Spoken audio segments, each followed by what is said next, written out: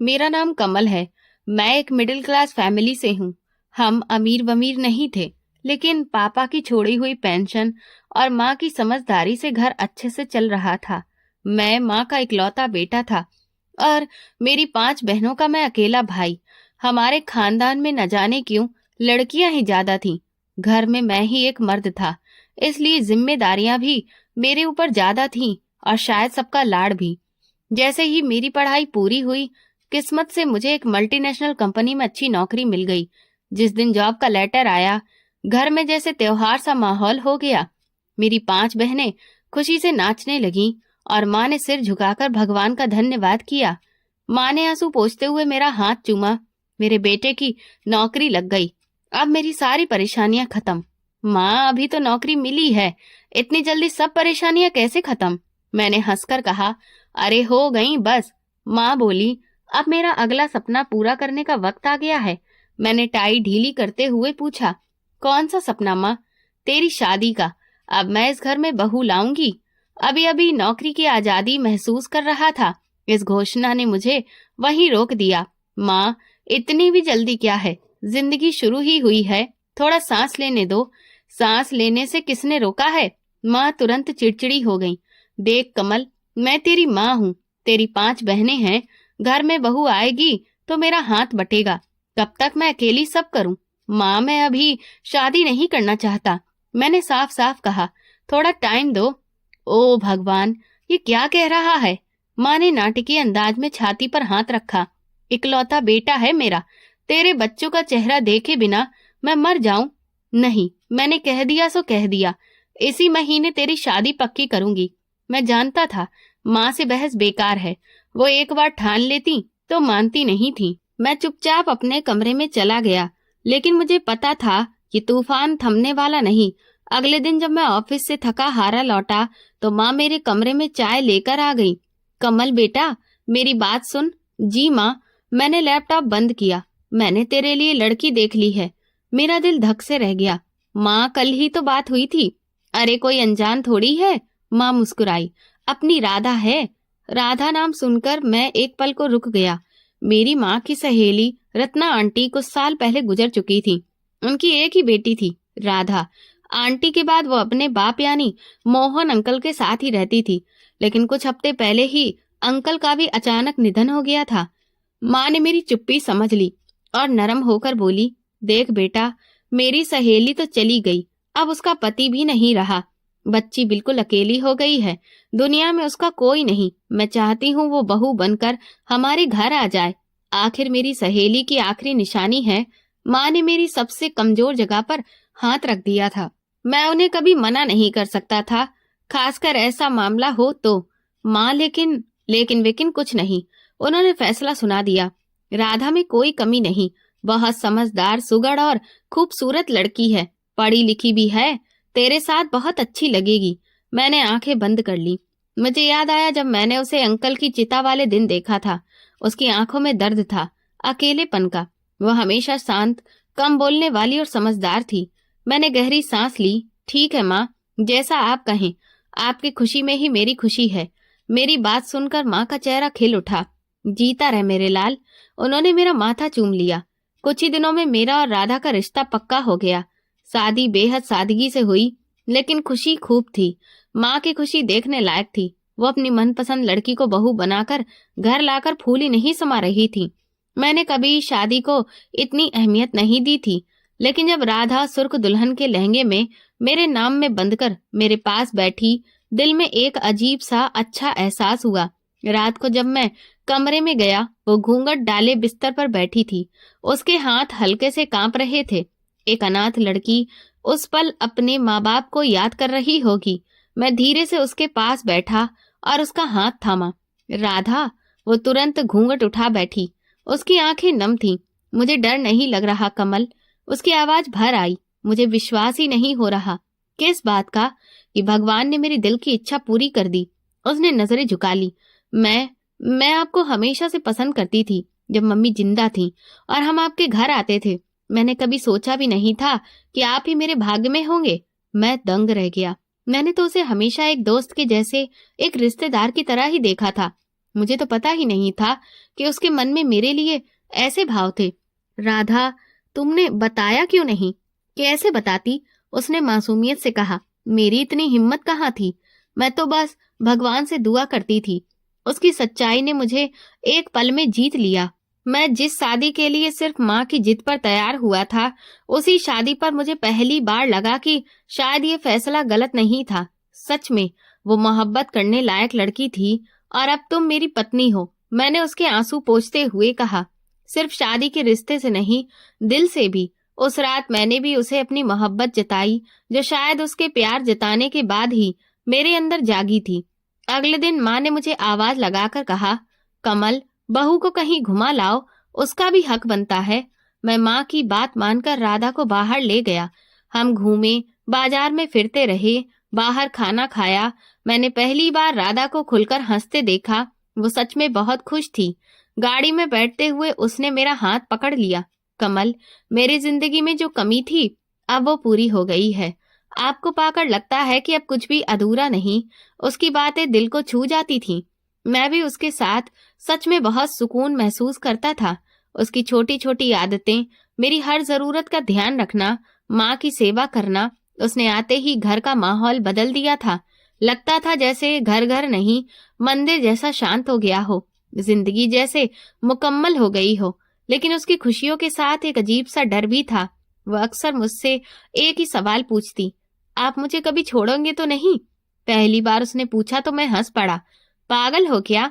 जिससे प्यार किया जाता है उसे छोड़ते थोड़ी है। तुम्हें अपनाया है तो निभाने के लिए, छोड़ने के लिए नहीं। वो मेरी बात सुनकर मान जाती, लेकिन कुछ दिन बाद वही सवाल दोबारा। कमल, पक्का बोलो, हालात जैसे भी हो, आप मुझे कभी नहीं छोड़ेंगे? अब मुझे थोड़ा गुस्सा आने लगा। राधा, ये कैसी बातें करती रहती हो? आखिर किस बात का डर है तुम्हें? वो बस हल्का सा मुस्कुराकर कहती, बस डर लगता है कि ये खुशियां कहीं कुछ दिन की ना हो। लेकिन जब वो मेरी पसंद का खाना बनाकर सामने रखती या मेरे सिर में तेल लगाकर मालिश करती, उसकी नरमी मेरे सारे गुस्से को घुला देती। वक्त तेजी से बीतता रहा। हमारी शादी को 1 साल पूरा हो गया। ये साल एक सपने जैसा था। माँ भी बहुत खुश थी। राधा ने उनका दिल पूरी तरह जीत लिया था। लेकिन अब एक परेशानी धीरे धीरे हमारे बीच जगह बनाने लगी थी। 1 साल हो चुका था, लेकिन अभी तक हमारे यहाँ बच्चा नहीं हुआ था। एक रात राधा ने मेरे सीने पर सिर रखते हुए धीमे से कहा, कमल, शादी को 1 साल हो गया है। मैं समझ गया कि वो क्या कहना चाह रही है। तो क्या हुआ? ऊपर वाला सब देख रहा है, सही समय आने पर मिलेगा। लेकिन उसकी आवाज में उदासी थी। बच्चे के बिना घर अधूरा लगता है ना। मैंने उसे गले लगा लिया। राधा, फिक्र मत करो, सही समय पर सब मिलेगा। वो चुप हो गई, लेकिन मैं समझ गया कि उसके दिल में एक ख्वाहिश थी जो हर शादीशुदा औरत की होती है, माँ बनने की। फिर वक्त 2 साल में बदल गया। अब मोहल्ले की औरतें ताने देने लगी। एक दिन पड़ोसन अर्चना जी आईं और पान चबाते हुए बोली, अरे भाभी, शादी को इतना टाइम हो गया, बहू ने अभी तक कोई खुशखबरी नहीं दी। माँ ने मजबूर मुस्कान के साथ कहा, हो जाएगी, भगवान के काम में देर है अंधेर नहीं। दूसरी औरत बोली, देर सवेर ठीक है, पर इलाज विलाज भी करवाओ। इकलौता बेटा है तुम्हारा कमल। ये इकलौता बेटा वाला ताना माँ के दिल पर तीर की तरह लगता था। औरतें जाते ही माँ की सारी झुंझलाहट राधा पर निकलती। सुना तुमने? लोग बातें बनाने लगे हैं। मेरा इकलौता बेटा है और अभी तक कोई बच्चा नहीं। मैं कब तक इंतजार करूं? राधा की आंखें नम हो जाती। माँ, ये सब भगवान के हाथ में होता है। हाँ, भगवान के हाथ में है, लेकिन कोशिश भी तो करनी चाहिए। माँ नाराज होकर कहती, किसी डॉक्टर को दिखाओ, बाबा को दिखाओ, दवा लो। हाथ पर हाथ धरे बैठने से क्या होगा? अब राधा अंदर ही अंदर टूटने लगी थी। मैं काम से घर आता तो वो इंतजार में बैठी मिलती, आंखें भरी हुई। कमल, माँ रोज बच्चे के बारे में पूछती हैं। आज मोहल्ले वाली भी आई थी, सब यही बोलती हैं। मैं उसे शांत कराता, लोगों की बातों को दिल पर मत लो। लेकिन वो डरी हुई थी। माँ भी परेशान है, और सच कहूं तो अब मुझे भी डर लगने लगा है। कमल, हम डॉक्टर को दिखा लेते हैं। मैंने हामी भर दी। ठीक है, कल ही चलते हैं। अगले दिन मैं छुट्टी लेकर उसे डॉक्टर रूही के क्लिनिक ले गया। क्लिनिक मरीजों से भरा था। हमारा नंबर आया तो डॉक्टर रूही ने ध्यान से बात सुनी, फिर राधा का पूरा चेकअप किया और कुछ टेस्ट लिखे। 1 घंटे बाद रिपोर्ट मिल गई। डॉक्टर ने फाइल देखते हुए मुस्कुराकर कहा, देखिए, रिपोर्ट में तो राधा में कोई बड़ी समस्या नहीं दिख रही है। कभी कभी ऐसा हो जाता है, तनाव मत लीजिए। हम दोनों ने लंबी राहत की सांस ली। राधा ने जल्दी से पूछा, तो सब ठीक है ना डॉक्टर? हाँ, बस थोड़ा टाइम लगता है। मैं कुछ दवाइयां दे रही हूँ। खुश रहिए, टेंशन मत लीजिए, भगवान जल्द ही आपको बच्चा देगा। मैं बेफिक्र होकर राधा को लेकर घर लौट आया। डॉक्टर ने जो दवाइयां लिखकर दी थी, राधा ने वो भी लेना शुरू कर दिया था। हमने माँ को भी डॉक्टर की बात समझाकर यकीन दिला दिया था, लेकिन हमें क्या पता था कि ये सुकून बस कुछ दिनों का है। डॉक्टर की फाइल में लिखा एक छोटा सा नोट हमारी जिंदगी में इतना बड़ा तूफान लाने वाला है, ये हम दोनों ने सोचा भी नहीं था। राधा ने उस बात को मुझसे छुपाने की कसम खा ली थी। डॉक्टर रूही की दी हुई दवाइयां और उनके दिलासा देने वाले शब्द धीरे धीरे वक्त की धूल में खो गए। दवाई खत्म हो जाती, हम दोबारा नहीं ले पाते, लेकिन फिर भी हमारी गोद खाली ही रही। डॉक्टर ने कहा था कि भगवान देर से देता है, पर देता जरूर है, लेकिन ये देर कितनी लंबी हो सकती है, इसका अंदाजा हमें नहीं था। इसी तरह हमारी शादी को 3 साल गुजर गए। ये 3 साल राधा ने कैसे निकाले, ये वही जानती थी। माँ जो उसे बेटी और बहू दोनों मानकर रखती थी, अब उनके बोल में कड़वाहट उतर चुकी थी। माँ जी चाय ले आई। राधा शाम को चाय का कप रखते हुए बोली। माँ ने कप को देखे बिना मुंह फेर लिया। नहीं पीनी मुझे चाय। क्यों माँ जी, तबीयत तो ठीक है? राधा ने घबराकर पूछा। मेरी तबीयत को क्या होना है? इस घर की तबीयत खराब हो गई है, सूनापन खाए जा रहा है इस घर को। राधा का हाथ कांप गया। वो बिना कुछ बोले कप उठाकर किचन जाने लगी। सुनो, माँ ने उसे पुकारा। कमल आए तो कहना मुझसे मिले। जी माँ जी, राधा धीरे से बोली। मुझे भी न जाने क्यों राधा से एक अजीब सी झुंझलाहट होने लगी थी। ऐसा लगता था जैसे वो कभी मुझे बच्चा नहीं दे पाएगी। घर आता तो माँ की चिड़चिड़ाहट और राधा की सहमी हुई शक्ल मेरा स्वागत करती। जो घर कभी स्वर्ग जैसा लगता था, धीरे धीरे नरक बनता जा रहा था। जब मैं घर पहुंचा, माँ मेरा इंतजार कर रही थी। कमल आ गए? बैठो यहाँ। मैं समझ गया आज फिर कोई बड़ा मसला उठेगा। कमल, तुम उस डॉक्टर रूही के पास दोबारा गए थे? हाँ माँ, बताया तो था। वो कह रही थी सब ठीक है, बस समय लगेगा। बकवास, उसे तो पैसे कमाने हैं। 3 साल हो गए हैं।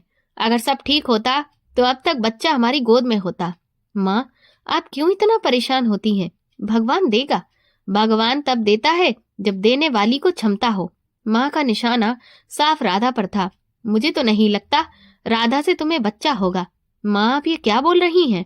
मैं सच बोल रही हूँ। तुम मेरे इकलौते बेटे हो। मैं अपनी वंश वेल को ऐसे खत्म होते नहीं देख सकती। तुम्हें दूसरी शादी करनी पड़ेगी। दूसरी शादी? हाँ, दूसरी शादी, माँ ने साफ कह दिया। कमरे में गया तो राधा पूजा की थाली लिए दुआ मांग रही थी। क्या हुआ? उसने मेरे चेहरे पर तनाव देखकर पूछा। मैं फट पड़ा। बस रोज वही बच्चा बच्चा। मैं भी थक गया हूँ राधा। क्यों नहीं कुछ हो जाता? क्यों तुम? मैं रुक गया। राधा की आंखें भर आईं। अगर मेरे बस में होता तो मैं आपको कभी इस दुख में नहीं रखती। कमल, ऐसा मत बोलिए। उसकी आवाज टूट गई। वक्त गुजरता गया। 3 साल, 4 साल, फिर 5 साल। घर में बच्चा नहीं आया। माँ की कड़वाहट अब नफरत में बदल चुकी थी। हर दिन का झगड़ा घर का हिस्सा बन चुका था। एक रोज खाने की मेज पर माँ फिर शुरू हो गई। कमल, मैंने फैसला कर लिया है। अब बहुत हो गया। 5 साल हो गए। मैं अपने बेटे का घर ऐसे उजड़ते नहीं देख सकती। तुम्हें दूसरी शादी करनी ही पड़ेगी। मैं लाचार था, लेकिन फिर जब कमरे में जाता और राधा को देखता, मेरा दिल बैठ जाता। वो मेरे माथे पर हाथ रखकर सिर दबाती, मेरे लिए बादाम का तेल गरम करती, हर बात में मेरा साथ देती। इतनी सीधी सादी, नेक दिल और चुपचाप सब सहने वाली लड़की, मैं उसका दिल कैसे तोड़ दूं? लेकिन जब मैं ऑफिस में साथियों के बच्चों की बातें सुनता या मोहल्ले में किसी बच्चे को खेलते देखता, दिल में टीस उठती। मैं खुद को कमजोर पाता और राधा पर ही गुस्सा उतार देता। ये क्या बनाया है? पता है, मुझे ये सब्जी पसंद नहीं। वो सहमे हुए स्वर में कहती। आपकी तबीयत के लिए अच्छी है। मुझे मत बताओ मेरी तबीयत के लिए क्या अच्छा है। और वो चुपचाप आंसू पी जाती। वो समझती थी कि ये गुस्सा उस पर नहीं है, ये मेरी अधूरी चाहत बोल रही है। एक दिन मैं अपने दोस्त के घर गया। उसका छोटा सा बेटा भागता हुआ आया और मुझसे लिपट गया। कमल अंकल। उसकी मासूमियत मेरे दिल को चीर गई। मेरे मन में फिर वही ख्वाहिश जाग उठी, काश मेरा भी बच्चा होता। अंत में मैंने माँ के कहने पर दूसरी शादी करने का फैसला कर लिया। उस रात कमरे में गया तो राधा कपड़े तय कर रही थी। मैंने भारी आवाज में कहा, राधा, मैं दूसरी शादी करना चाहता हूँ। उसके हाथ से कपड़े गिर पड़े। वो ठगी सी मुझे देखने लगी। सिर्फ बच्चा पाने के लिए मैंने सफाई देने की कोशिश की। उसके चेहरे पर जो दर्द था, मैंने पहली बार देखा कि उसकी आत्मा टूट गई। मेरी ये बात सुनकर राधा की आंखों में आंसू भर आए। वो एक लफ्ज भी नहीं बोली। उसने मुझसे कोई सवाल नहीं किया, बस चुपचाप उठी और कमरा छोड़कर बाहर बरामदे में चली गई। न जाने क्यों उसकी उस खामोशी में जो तूफान था, उसे देखकर मुझे एक पल के लिए अपनी जिद पर भी पछतावा होने लगा था। राधा के कमरे से निकलते ही मैं बिस्तर पर बैठ गया। मेरे अंदर भारी कशमकश चल रही थी। एक तरफ मेरा जमीर मुझे ताना दे रहा था कि मैं उस सीधी सादी लड़की के साथ क्या करने जा रहा हूँ जिसने मुझसे सच्चे दिल से प्यार किया था। लेकिन फिर मैंने सोचा, जब बच्चा नहीं हो रहा है तो मैं दूसरी शादी कर सकता हूँ, और मैं कोई गलत काम नहीं कर रहा।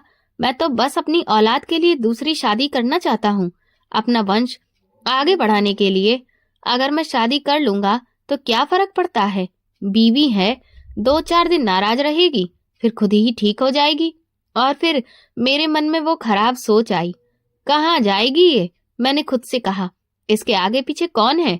पिता पहले ही गुजर चुका, माँ बचपन में ही मर गई। इसके पास कौन है मेरा घर छोड़कर जाने को? शायद इसीलिए ये ख्याल बार बार आता था, क्योंकि मुझे अंदर ही अंदर डर था कि कहीं राधा मुझे छोड़कर चली न जाए। और ये सोच मुझे एक झूठी तसल्ली दे देती थी। काफी देर बाद दरवाजा खुला। राधा वापस कमरे में आई। शायद बाहर बरामदे में देर तक रोती रही थी। उसकी आंखें सुर्ख थीं, जैसे उनमें खून उतर आया हो। वो सीधे मेरे पास आई और मेरे पैर के पास बैठ गई। ये आप क्या कर रहे हो कमल? उसने मेरे हाथ पकड़कर अपने भीगे चेहरे पर रख लिए। भगवान के लिए मेरे सिर पर सौतन मत लाना, मैं सच में मर जाऊंगी। उसका हाथ, उसका रोना एक पल को मेरे इरादे को हिला रहा था। मैं आपकी हर बात मानूंगी, वो सिसकते हुए बोली। आप जैसा कहोगे वैसा करूंगी। आपकी और माँ जी की सेवा में कोई कमी नहीं छोड़ूंगी। बस ये मत करो मेरे साथ, ये दूसरा दुख मत दो। उसकी विनती देखकर मुझ पर तरस आने की जगह गुस्सा आ गया। मैंने झटके से हाथ छुड़ा लिए। सिर्फ बातें मानने से सब ठीक नहीं हो जाएगा राधा, मैं गुस्से में बोला। तुम मुझे बच्चा नहीं दे सकती। 5 साल हो गए शादी को। जिनकी मेरे साथ शादी हुई थी उनके बच्चे स्कूल जाने लगे, और तुम अभी भी बस रोने धोने में लगी हो। कमल, उसने रोते हुए मेरी तरफ देखा। नहीं, मैं चीखा, मैं दूसरी शादी करूंगा, ये मेरा हक है। मैं अपनी औलाद की खातिर शादी कर रहा हूँ। मेरी माँ रोज तड़पती है, लोग मुझे ताने मारते हैं। बहुत हो गया अब। वो रोते हुए मेरे सामने हाथ जोड़कर खड़ी हो गई। उसकी आवाज टूट रही थी। नहीं कमल, प्लीज ऐसा मत करो। मैं किसी और के साथ तुम्हें बांट नहीं सकती। मैंने तुम्हें दिल से प्यार किया है। बच्चा तो भगवान की मर्जी है, चाहे तो दे चाहे ना दे। हम थोड़ा सब्र कर लेते हैं। बस करो ये सब भगवान भगवान की बातें, मैंने बेरहमी से कहा। मैं अब और सब्र नहीं कर सकता। माँ रोज मरती है, मैं रोज ताने सुनता हूँ। अब दूसरी शादी पक्की। ये कहकर मैं कमरे से बाहर निकल गया, उसे वहीं रोती तड़पती छोड़कर। अगले कुछ दिन घर में डर जैसा माहौल था। चुप्पी छाई रहती थी। एक हफ्ते बाद माँ खुशी खुशी मेरे पास आई। मुबारक हो कमल, तेरे लिए बहुत अच्छी लड़की मिल गई है। मेरा दिल धड़क गया। कौन माँ? हमारे दूर के रिश्तेदार हैं, अनुज साहब। ज्यादा अमीर तो नहीं, पर लोग बहुत अच्छे हैं। उनकी बेटी सीमा देखने में सुंदर, सलीकेदार और बिल्कुल कुंवारी। उन्हें राधा के बारे में सब पता है। मैंने संकोच से पूछा। हाँ, माँ ने लापरवाही से कहा। सब बता दिया कि तेरी शादी हो चुकी है, बच्चा नहीं है, और तू सिर्फ वंश के लिए दूसरी शादी करना चाहता है। वो लोग राजी हैं। भला तुझ जैसा जमाई उन्हें कहाँ मिलता। मैं खुश था कि कुंवारी लड़की से शादी कर रहा हूँ। मेरा मर्दाना अहंकार संतुष्ट हो रहा था।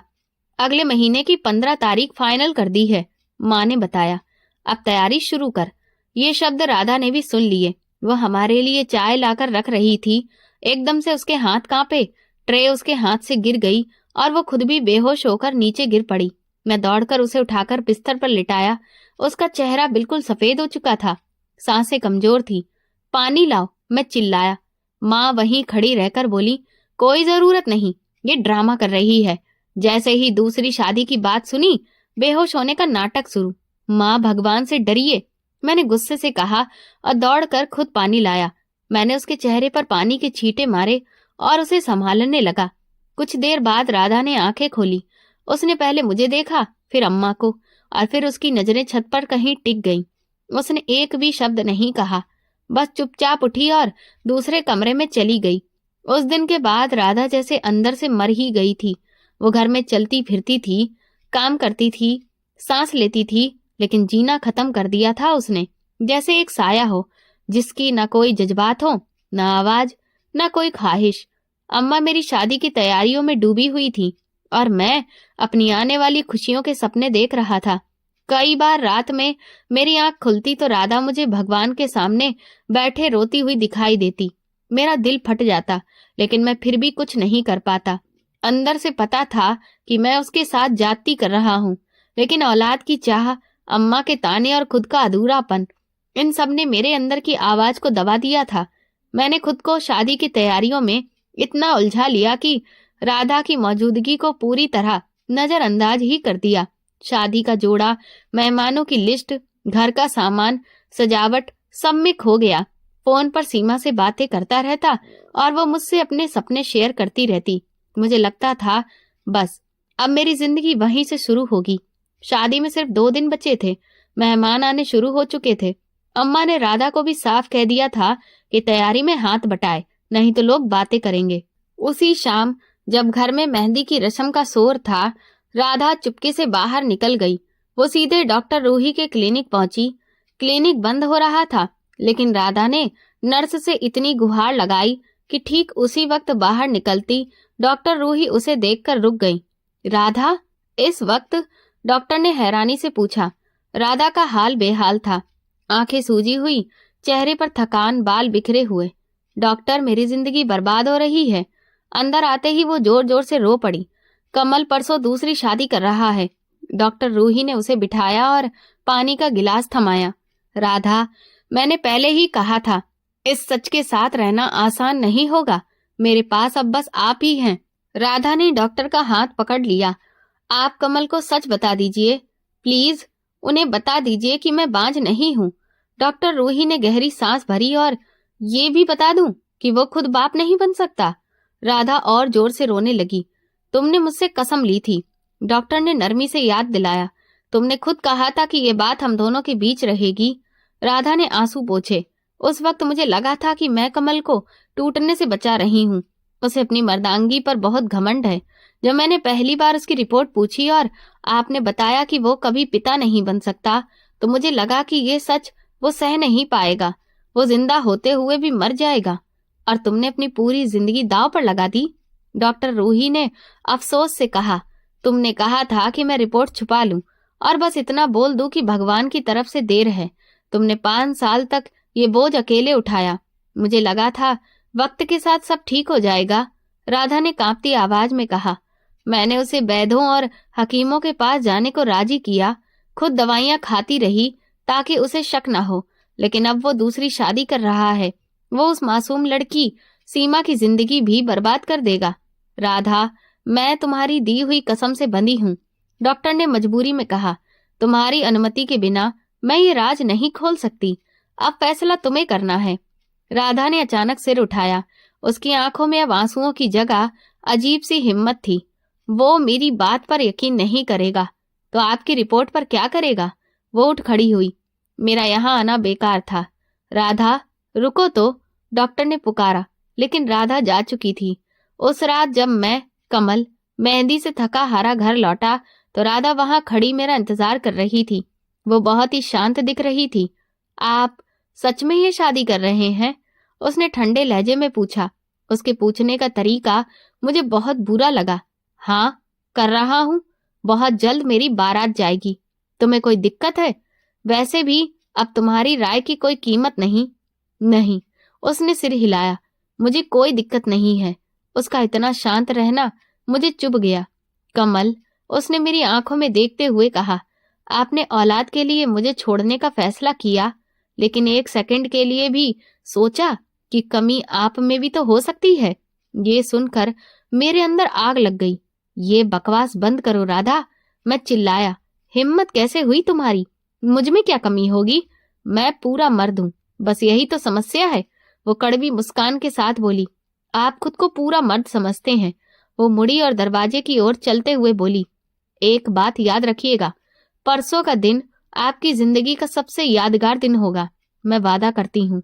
वो कमरे से निकल गई और मैं उसके अजीब से कॉन्फिडेंस पर एक पल के लिए रुक गया।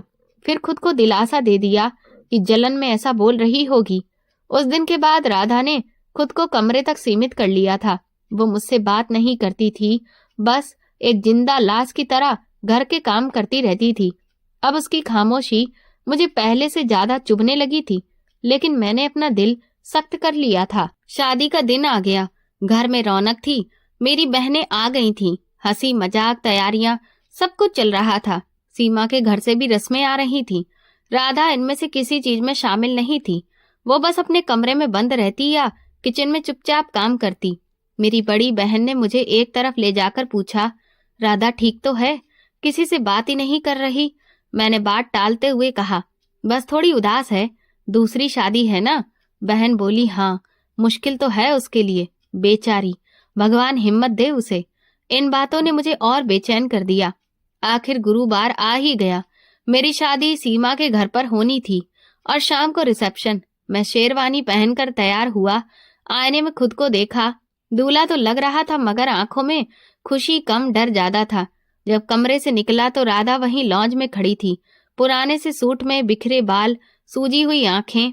उसने मुझे ऐसे देखा जैसे वो नजर मैं जिंदगी भर नहीं भूल पाऊंगा। तुम चलोगी नहीं मेरे साथ? उसने सिर हिलाकर ना कहा। मैं यहीं आपका इंतजार करूंगी। राधा देखो, जाइए, आपकी दुल्हन इंतजार कर रही होगी। उसके लहजे की चुभन इतनी गहरी थी कि मैं कुछ और बोल ही नहीं पाया। मैं अम्मा और बहनों के साथ घर से निकल गया। शादी हॉल पहुंचा। मंच सजा हुआ था। मेहमानों की भीड़ थी। अम्मा खुशी से दमक रही थी। मुझे स्टेज पर बिठाया गया। पंडित जी शादी की रस्म शुरू करने को तैयार थे। सीमा के पास और सीमा का भाई मेरे पास बैठे थे।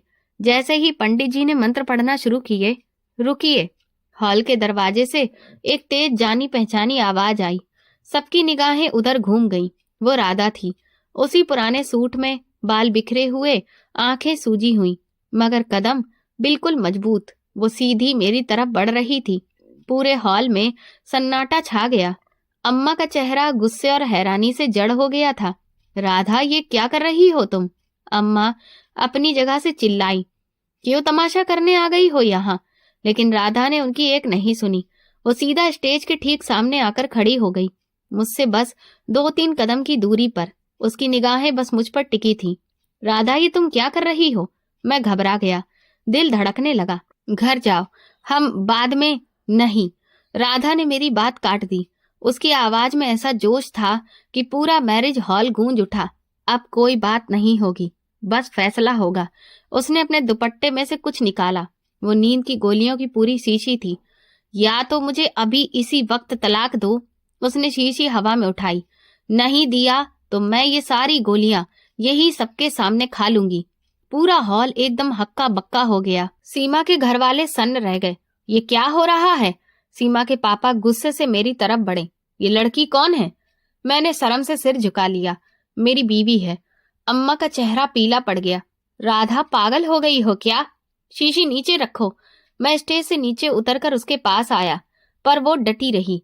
पहले तलाक। बिना तलाक मैं एक कदम भी पीछे नहीं हटूंगी। पागल हो गई हो? मैंने उसका हाथ पकड़ने की कोशिश की। तलाक के बाद कहाँ जाओगी? तुम्हारा है ही कौन?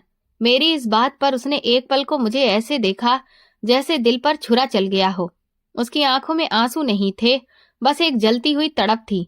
मैं जो करूंगी, तुम्हें उससे क्या? वो चिल्लाई। तुम मुझे तलाक दो। मैं भी किसी ऐसे आदमी से शादी करूंगी जिसे बच्चे नहीं, बीवी की मोहब्बत ज्यादा जरूरी लगे। उसकी ये बात मेरे सीने पर ऐसी लगी जैसे किसी ने जोर से पत्थर दे मारा हो। जिसे बच्चे नहीं, बीवी का प्यार चाहिए। मैं पत्थर बनकर उसे देखता रह गया। ये वही राधा थी जो कभी मुझसे आंख तक उठाकर बात नहीं करती थी, मेरी हर बात मान लेती थी, और आज ये लड़की जान देने पर उतर आई थी, सिर्फ इसलिए कि मैं उसे छोड़कर किसी और से शादी ना कर लूं। कमल, सीमा का भाई मुझे जोर से झकझोर रहा था। तुमने कहा था कि तुम्हारी बीवी मान गई, ये क्या नौटंकी है? कमल बेटा, इसे समझाओ। अम्मा घबरा गई। लोग क्या कहेंगे? लेकिन मैं किसी की आवाज नहीं सुन पा रहा था। मेरी आंखें बस राधा पर थीं। वो कांप रही थी। उसके हाथ में पकड़ी शीशी भी कांप रही थी, लेकिन उसकी आंखें सिर्फ मुझ पर टिकी थीं। वो मेरा फैसला चाहती थी। मैं धीरे से बोला, राधा। मेरी आवाज गले में ही अटक गई। मुझे समझ आ गया, मैं औलाद की जिद में एक अनमोल लड़की खोने जा रहा था। उसकी बातें कोई ड्रामा नहीं थी, एक सच्चाई थी। मैंने शर्म से नजरें झुका ली। हॉल में मेहमानों की फुसफुसाहट, सीमा वालों का गुस्सा, अम्मा की चीख, सब एक तरफ और राधा की आंखों की आग दूसरी तरफ। मैं उसके पास गया। अम्मा चिल्लाई, कमल पीछे हटो, ये हमें धमका रही है। मैं पलटा। अम्मा ये धमका नहीं रही, ये मुझे मेरी गलती दिखा रही है। मैंने राधा के हाथ पर हाथ रखा। वो झट से रो पड़ी।